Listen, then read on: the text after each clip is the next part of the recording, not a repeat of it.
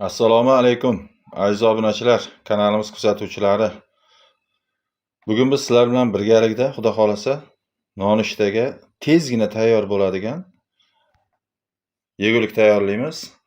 Bizga kerakli bo'ladigan mahsulotlarimiz: kartoshkamiz, yangi kartoshkani 4-5 dona qaynatib olib, postini artib oldik.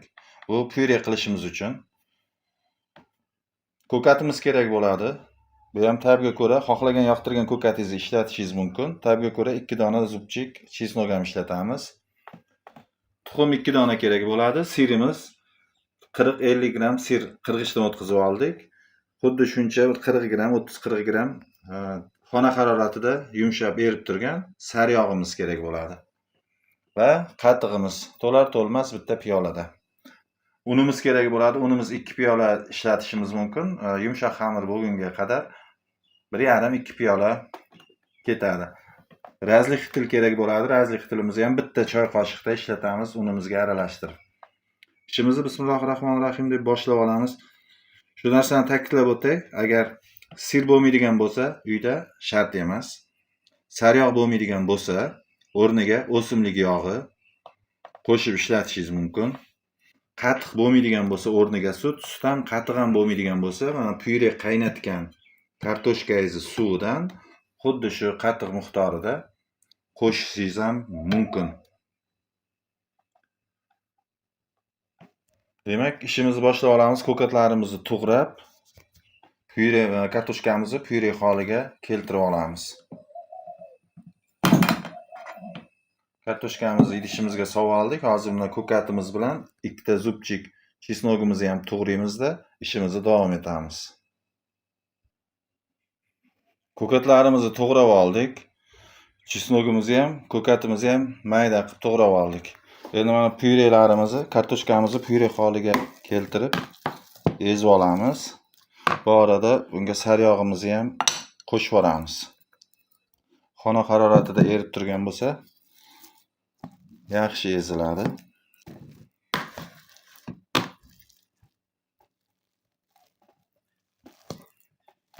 Tabga ko'ra tuz ham solib olamiz hozir bunga.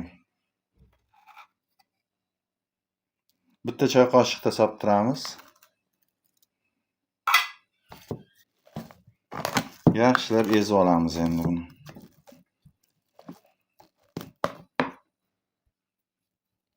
Pyurelarimizni ezib oldik mana. Endi bunga tuxum chaqib olamiz.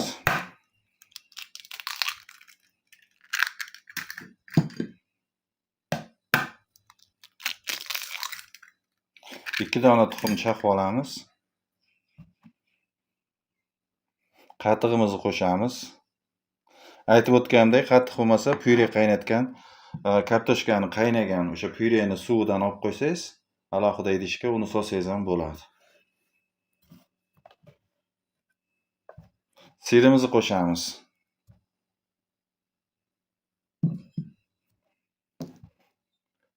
To'g'rab olgan ko'katlarimizni, chesnogimizni qo'shamiz.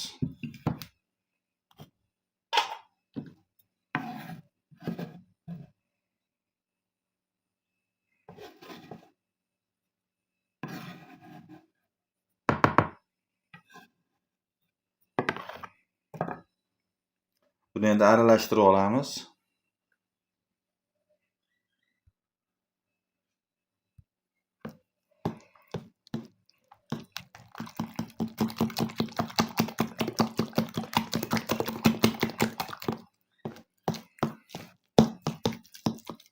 Bir xil massaga kelguncha aralashtiramiz va orqasidan unimizni beramiz.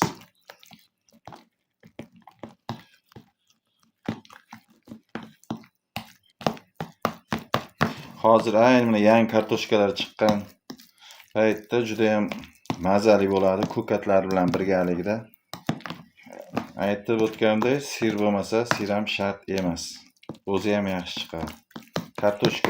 Kartoshkani o'sha pyure qilingan suvini solsangiz, tuxum solsangiz, tuxum ikkita bo'lmasa, 1 dona solsangiz ham oila soniga qarab, kam-ko'p qilishingizga qarab solsangiz bo'laveradi. Saryog' o'rniga o'simlik yog'i aytib o'tganimdek, mayonez bo'lsa xolodilnikda mayonez solasiz 1-2 qoshiq.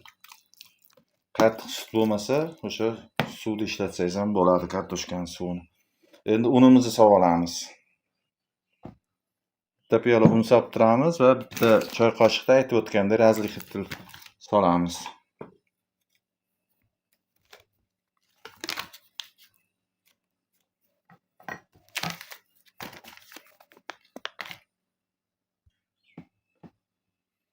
Bitta choy qoshiqda razlixitel unni ustiga solamiz. Aralashtirib ko'ramiz. Bu unimiz kam, yana ozgina un qo'shamiz. Umumiy 2 piyolami un ketadi. Xamirimizni yumshoqligiga qarab, yumshoq qattiqligiga qarab unimizni qo'shamiz. Hozir endi qo'limiz yordamida yumshoqqina xamir qilib olamiz.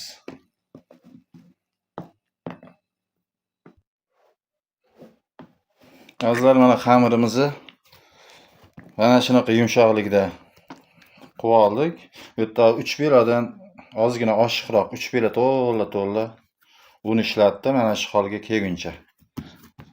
O'sha ozginadan solib xamir qilsangiz, birdaniga ko'p sovorsangiz bo'lmaydi. Hozir tagiga ozgina o'simlik yog'i qo'ydim, tagiga yopishmasligi uchun va o'shalarni ozgina yuziga ham suramiz. Bitta osh qoshiqda yog' qo'ydim.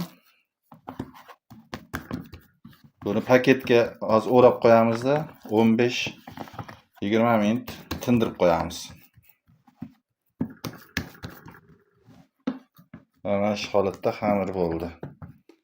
Buni endi paketga solib tindirib qo'ysak,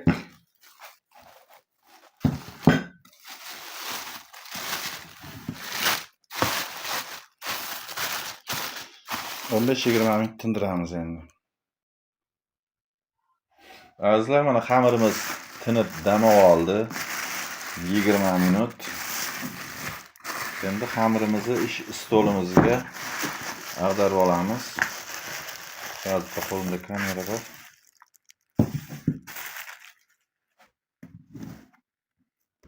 Mana tinib chiroyli xamir bo'lib oldi. Endi buni ag'darib olamiz. Stolimizga olsak,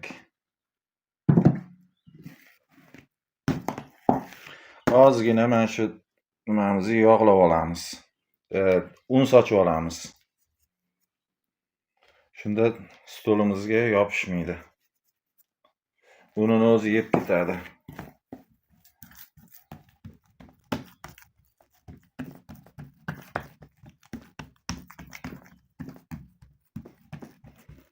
Xuddi shu tarzda tekis qilib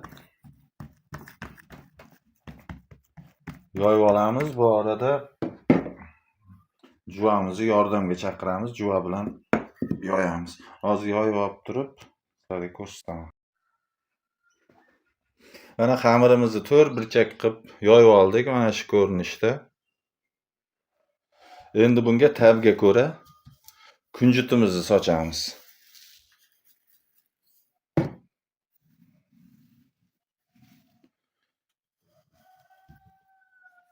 Kunjut xohlamasangiz sochmasligingiz mumkin, shart emas. O'zgacha mazza beradi bu ham.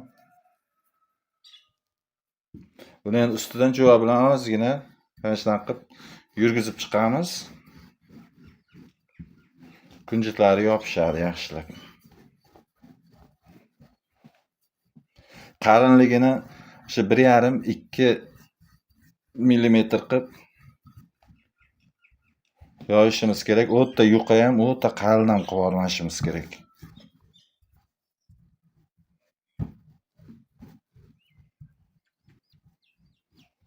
Mana shu tarzda juva yordamida yopishtirib chiqdik. Endi ruletka bilan, xohlasangiz oddiy pichoq bilan yo zigzagli pichoq bilan kesib chiqishimiz mumkin. Xuddi shu tarzda mana kesib chiqamiz. Iloji boricha bir xil razmerda kessak chiroyli chiqadi.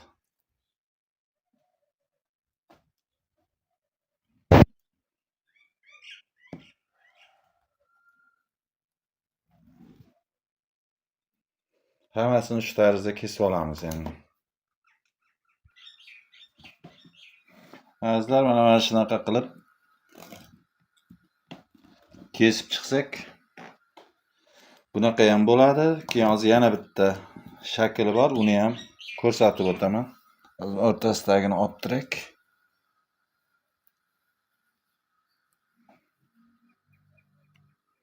Buni chetga qo'yib turamiz. Mana shu lentani yana bitta o'rtasidan bo'lib olsak bo'ladi.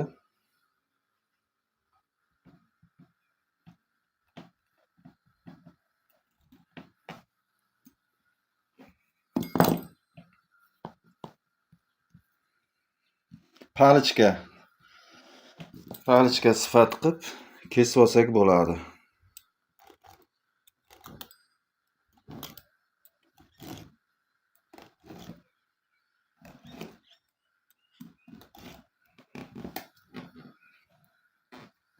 Xuddi shunaqa qilib palichka sifat qilib kessak ham bo'ladi, bunaqa rom qilib kessak ham bo'ladi. O'zingizni xohishingizga ko'ra. Bu arada yog'imizni qo'yib qo'ydik. Skorodkaga qizdirish uchun birin-ketinlikda qovurishni boshlaymiz. Hozir mana birin-ketinlikda qovurishni boshladik.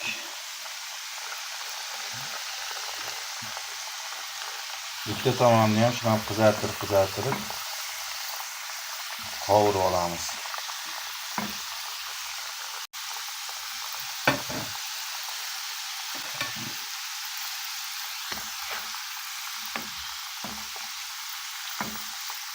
Pishganlarni mana plitamiz yordamida ovuramiz.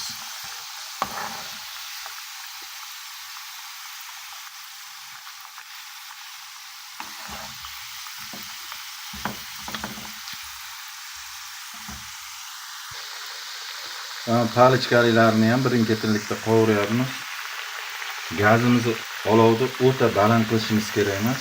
Pastroqdan sal balandroq bo'lsa, ichlari bilan zo'r bo'lgan shunaqa g'ovoj bo'lib pishadi. Juda ham yeyishli bo'ladi.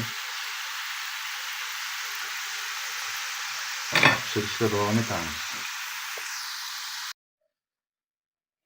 Azizlar, mana juda chiroyli bu yeguligimiz pishdi. Albatta shu retsept asosida tayyorlab ko'ringlar. Juda ham tez tayyor bo'ladi, juda ham yeyishli bo'ladi. Buni xohlagan sousingiz bilan iste'mol qilishingiz mumkin. Achchiqlar qo'shib, pirojkini souslari ham juda ham yaxshi chiqishadi.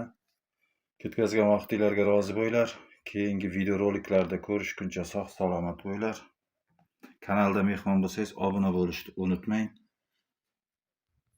Xohlasangiz rom shaklida kesib, xohlasangiz palichka shaklida kesib qovurishingiz mumkin. Men ko'prog'ini mana shu palichka shaklida kesdim. Ustlari mana kumir bo'lib, ichlari yumshoq, juda ham yeyishli bo'lib chiqadi.